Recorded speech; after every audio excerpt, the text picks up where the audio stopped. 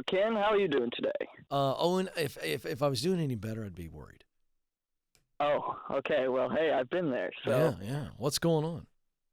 Um, so I'm still in high school, but I have a part-time job for a kitchen in town. And recently, actually this week, my manager trusted me to prepare the catering food and deliver it to the point and do the catering myself. I was really honored since I'm in high school that she did that. Yeah. Well, I stressed out a little bit over it too much, and I accidentally messed up the catering. How did you mess it up?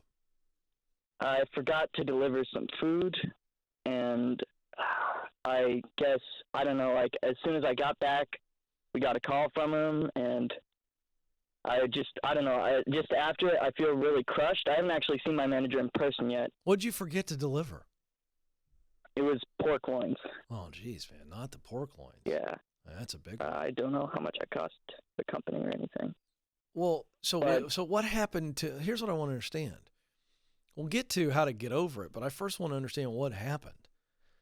When you said you got too stressed and you forgot, it sounds like the pork loins might have been the main entree or one of the main entrees. Is that fair? Yeah. So what got you so stressed in the first place? What were you so stressed about?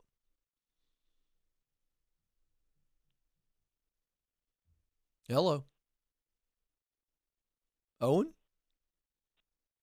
Okay. I think he's, gone. Just like that. Gone. All right. Well, that's interesting. We'll see if we can get young Owen back on the line. But let me just give you a little miniature teaching on this one here. He's a young high schooler, and he got stressed out. We don't know what caused it. And he never done it before, and he just kind of, it happens. When you're under pressure, there are parts of your brain that can go blank. It's happened to me before. I mean, I've been on this show before, and I've blanked out. I'm trying to come up with a word, and it doesn't freak me out because I've been doing it so long. But, I mean, it happens sometimes. When you're trying to, do something. I tell you, I do this all the time, trying to do dad stuff. So it happens to the best of us. And so it's not the end of the world, because when you're under pressure, you're not thinking logically. You're not all there. So we got Owen back. Let's see if we can figure this out. Owen, are you there? Yes. Oh man, I thought I asked too deep of a question and I freaked you out, man. I'm so glad you're there. No, not yet. So here's what I want to understand. What do you think caused you to be really stressed out that then led to you forgetting to deliver, one part of the catering meal? What were you stressed about? Well, I guess I was just really worried. I didn't think I would have what it takes to do this right. Yeah. So I was really stressing to make sure every little detail was right. Interesting. Yeah. And do I understand this right? You drove to this place and you dropped off food. Yes. I even had a list. I thought I checked it 5 times, but I must have accidentally checked the roast off as pork loin and roast. Okay. And so my question is, were you in a van, a truck? Where was all the food that you had to take inside? Where was it? So actually, since I'm not 18, I'm not allowed to drive the company van, so I had to take it in my personal car. Okay. So my point is that you had this checklist and multiple items, and you think you checked it several times, but where was the pork loin? Was it in the back seat? Was it in the trunk? I mean, I got to know. So it was in the cooler on the top shelf. And so you just drove back thinking that you'd taken everything in, and you never double checked the cooler. You just checked your list. Oh, I thought when I was taking stuff out, I was checking it, and yeah, I don't know what happened. I think I counted the roast as pork loin and then when I counted the roast, I counted it again. Right, but here's my point. I'm trying to simplify this. If you're wondering, the audience is wondering, why are you getting so into this? Because I want to help you understand. This was a really simple thing. You had your list, and you were running over that list, and your brain's moving 100 miles an hour because you've never done it before. You remember what it felt like. You just wanted to get everything in there.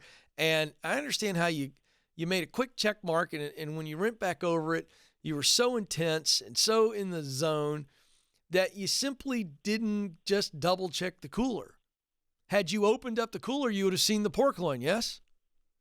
Yes. So, Definitely. this is not some massive failure, is what I'm trying to tell you. You just were too intense. You were too spun up. Am I making sense? Yeah, you are. I was in too high of a gear, I guess. Oh, bro, 100%. That's a better way of saying it. You were in fifth gear. It's like, whoa, like our brains aren't meant to run at that high of RPM all day, right? Yeah. So I just want to let you off the hook. You know the only thing you did wrong? You relied on your checklist instead of looking in the freaking car. Well, I got the beans and the onions and the squash in the back seat. I got to take those in first, and then I'm going to take the whole dang cooler in. Drag the cooler in, man.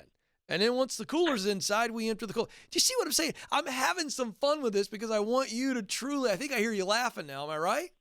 Yeah, you do. You are not an abysmal failure. You're a high school kid who was so tight you couldn't have sat on a needle. You feel me?